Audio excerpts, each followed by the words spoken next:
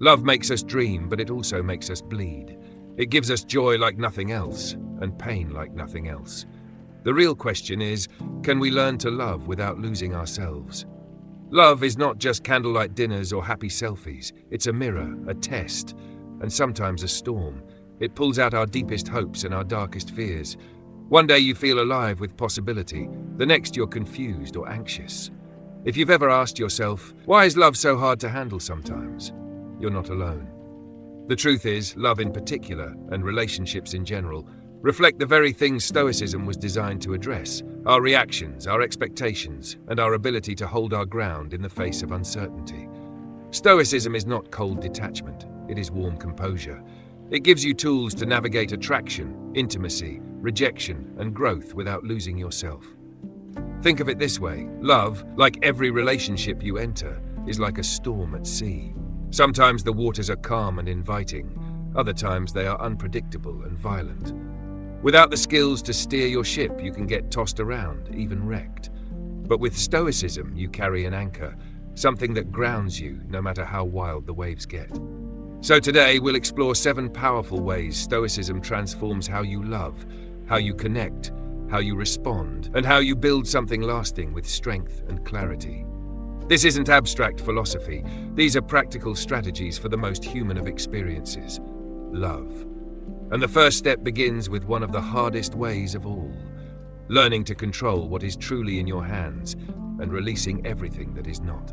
Way 1, control what you can, let go of the rest. One of the most liberating lessons from Stoicism is simple, almost deceptively simple. Some things are up to us and others are not. And yet in love, this line is blurred more often than anywhere else. We want certainty, control, guarantees. But the more we tighten our grip, the more anxious, reactive, and dependent we become. Think about it. In relationships, how often do we try to control what we can't? We worry endlessly about whether someone truly loves us, about how fast the relationship will move, about the exact words they use in a message or the tone of their voice. We send a text, and when no reply comes within minutes, our mind races with stories. Did I say something wrong? Are they ignoring me? Have they lost interest already? Suddenly, we are no longer present. We are prisoners of our own imagination. But here's the Stoic insight.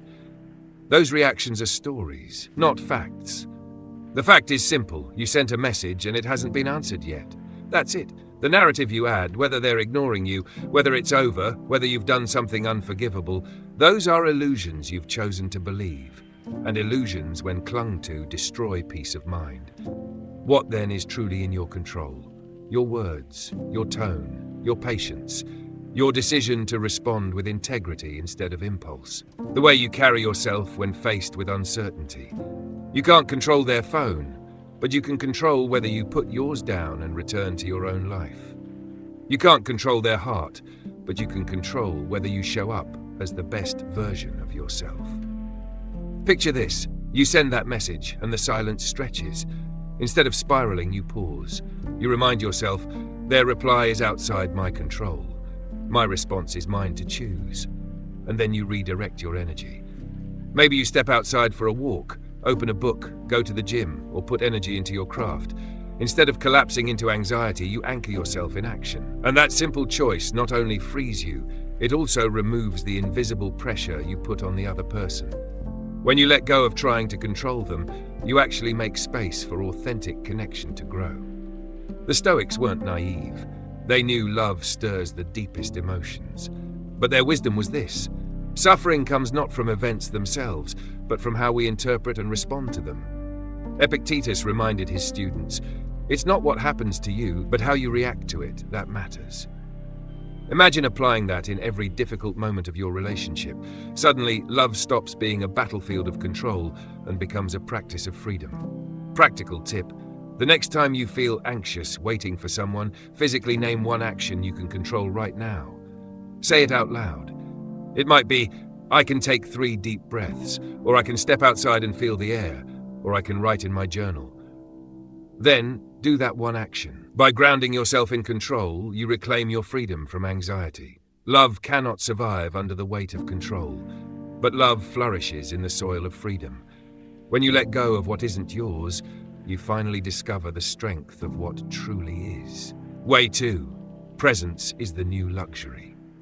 In today's world, presence has become rarer than beauty, rarer than wealth, even rarer than charm. Why? Because most people are not really here. Their bodies may sit across the table, but their minds are scrolling, wandering, or planning what to say next.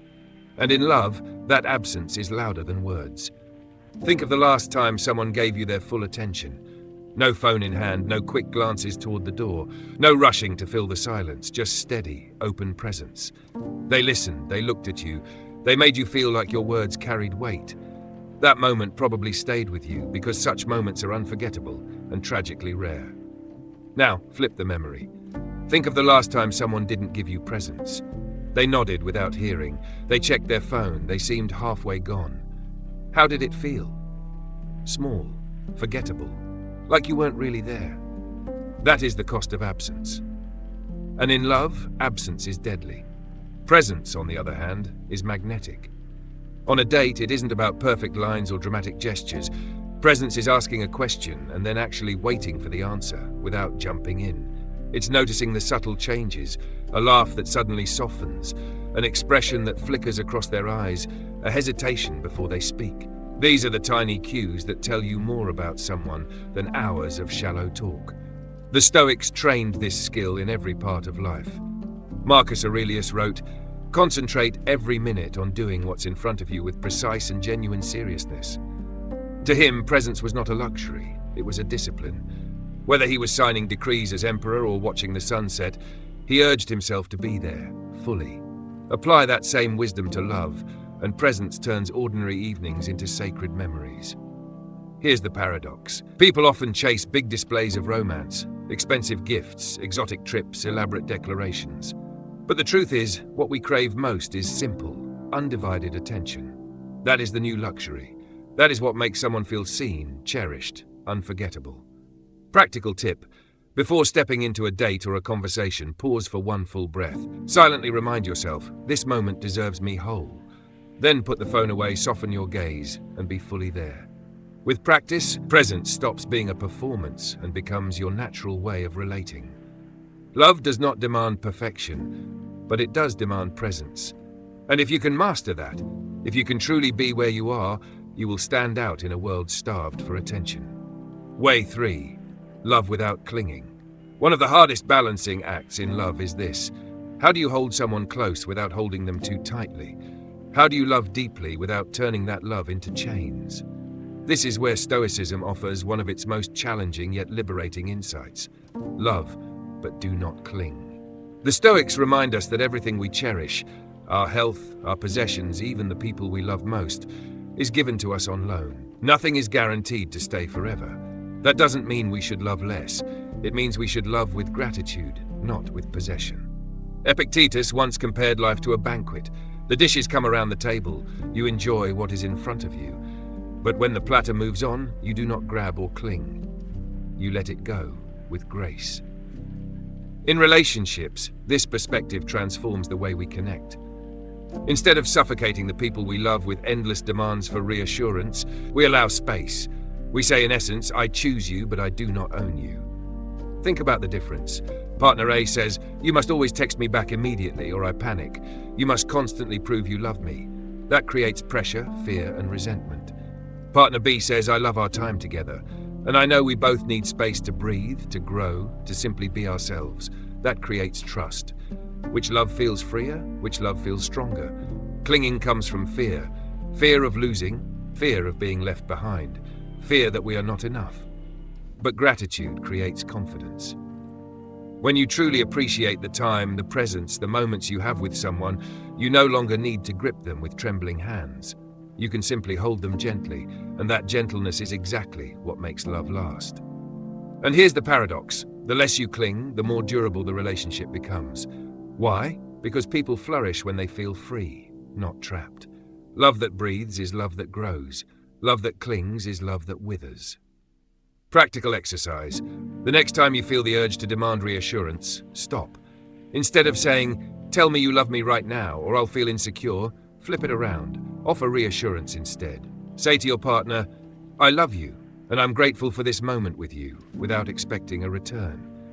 That act of giving breaks the cycle of clinging and creates a cycle of trust. Stoicism calls us to love boldly, but without fear, to love with open hands, not clenched fists. Because real love is not about ownership, it's about freedom, gratitude, and the joy of choosing each other again and again. Way 4. Mastering emotions before they master you. Love has a way of testing our emotions like nothing else. Joy, jealousy, excitement, fear, tenderness, anger, all of these can rise and fall in a matter of seconds. One moment you feel invincible, the next you feel fragile and uncertain. The Stoics never taught that emotions are bad. On the contrary, they understood emotions as a natural part of being human. What they warned against was letting emotions take the driver's seat, while reason and wisdom get pushed aside. Marcus Aurelius wrote, "You have power over your mind, not outside events. Realize this, and you will find strength." In love, this truth becomes critical. Imagine you're out with your partner, and they casually mention an old flame. Instantly, jealousy flares. Your chest tightens, your thoughts race, and the impulse is to lash out or retreat into silence. If you act in that storm, the evening collapses. If you bury it and say nothing, resentment grows like a shadow. But if you pause, even for a breath, you open space to choose differently. That pause is everything. It is the small but powerful moment between stimulus and response where freedom lives. The Stoics trained themselves to notice emotions as they arose and to insert that pause before reacting. It doesn't mean you suppress or deny what you feel. It means you acknowledge it without becoming its prisoner. Here's a simple practice. When you feel overwhelmed by an emotion, say it out loud, quietly to yourself if needed. This is jealousy. This is fear. This is anger. By naming the emotion, you create distance. Suddenly it is not you. It is simply a wave passing through. And if it is just a wave, you can let it rise and fall without drowning in it. Over time, this practice builds a kind of inner reputation. You become the person who does not collapse in the heat of the moment. You are the one who doesn't send the midnight text filled with rage, who doesn't storm out over a misunderstanding, who doesn't let fear destroy tenderness. Instead, you are the calm in the storm. And this steadiness doesn't make love boring, it makes it deeper. Why? Because nothing builds trust more than consistency. When your partner knows they can rely on your calm, they relax, they open up, they share more. Love grows not in chaos, but in the soil of safety. So the Stoic call is not to feel less, but to master the space between feeling and action. Emotions will always come, sometimes fierce, sometimes fleeting. But when you master them before they master you, love is no longer fragile. It becomes a steady fire that warms instead of burns. Way 5. Redefining success in love. Most of us walk into relationships carrying silent checklists. Maybe we expect a partner who always knows what to say, never makes us angry, always understands our moods, or constantly reassures us. The problem is simple. No one on earth can meet a checklist that long. And when reality collides with our imagined perfection, frustration takes over. Stoicism invites us to redefine success in love. Success isn't about creating a flawless relationship. It's about practicing virtue inside the relationship. Honesty when it would be easier to hide, patience when irritation rises, courage when conversations are hard, and kindness even when you feel tired or hurt. In this way, success isn't about controlling another person. It's about controlling yourself in the presence of another. Think of it like this. If your definition of success is, "My partner must never disappoint me," you are setting yourself up for endless suffering. But if your definition becomes, "When disappointment comes, I will respond with clarity and grace," then the power rests in your hands. You can succeed even in difficulty, because success is measured by your choices, not by their perfection. Seneca put it clearly, "We suffer more in imagination than in reality." In love, much of our suffering comes not from what actually happens, but from what we demand must happen. The stories we write in our heads about how things should be become cages for us and for our partners. Stoicism breaks that cage by reminding us that virtue, not fantasy, is the true measure of success. Here's a simple practice. This week, choose one virtue you want to embody in your relationship. Maybe it's patience, maybe honesty, maybe generosity. Write it down. Each time you interact with your partner, ask yourself, am I living this virtue right now? Don't measure success by how they respond, but by how you remain true to your chosen standard. When you redefine success this way, relationships stop being fragile glass that shatters at every mistake. They become a forge, where both partners, tested by the fire of daily life, emerge stronger, more genuine, and more capable of real love. Way 6. The power of silence. In love, silence is often misunderstood. Many people fear it. The moment a pause appears in a conversation, they rush to fill it with chatter, jokes, or nervous words. They think silence means disconnection, or worse, that something has gone wrong. But the Stoics saw silence differently. For them, silence was not a void to be feared, but a space to be honored. Seneca once said, "Silence is a lesson learned through life's many misfortunes." He knew that silence teaches patience, resilience, and depth. And in relationships, silence can be one of the most powerful ways to connect. Picture this. You're sitting across from someone you love. The room is calm.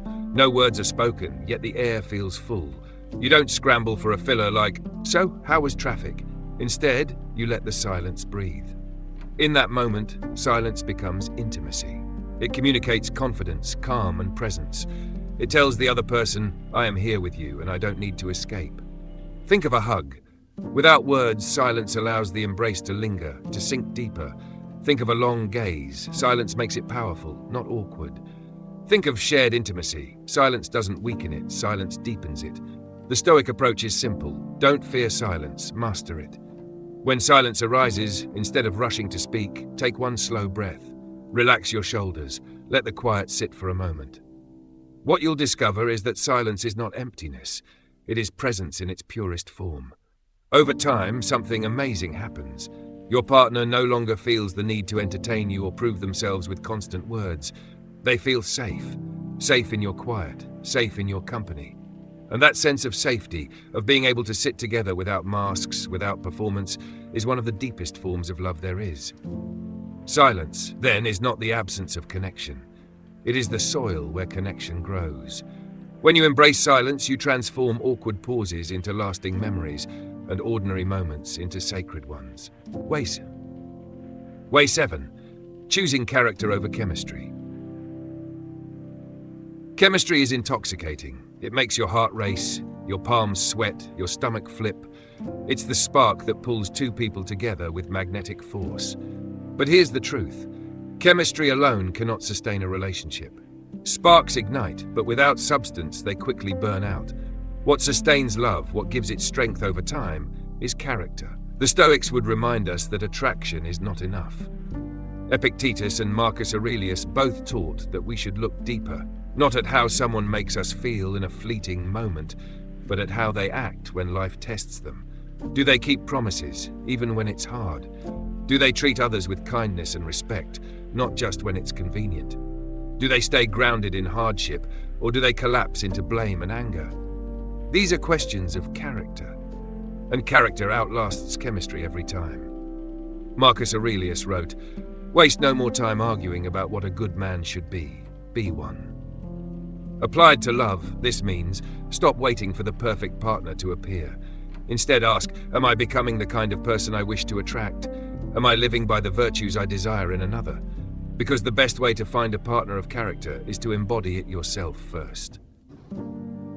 Think of two couples. One has explosive chemistry, passion, fire, intensity, but soon constant arguments and mistrust drain them. The other couple may seem quieter at first, but their bond is built on trust, patience, and shared values. Over time, which relationship survives storms? Which relationship grows deeper? Passion without character fades, but character, when paired with attraction, creates a fire that never burns out. This doesn't mean chemistry doesn't matter. It does. It draws us close. It lights the spark. But sparks need fuel, and that fuel is virtue. Honesty, patience, courage, kindness.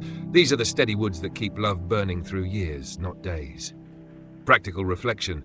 Write down 3 virtues you most admire in a partner. Perhaps integrity, empathy, resilience. Then ask yourself, am I practicing these virtues myself? If not, begin today. Because love grounded in character is not about waiting for the right person, it's about becoming the right person. and then recognizing them when they arrive. In the end, chemistry may start the story, but character writes the chapters that last. Final thoughts.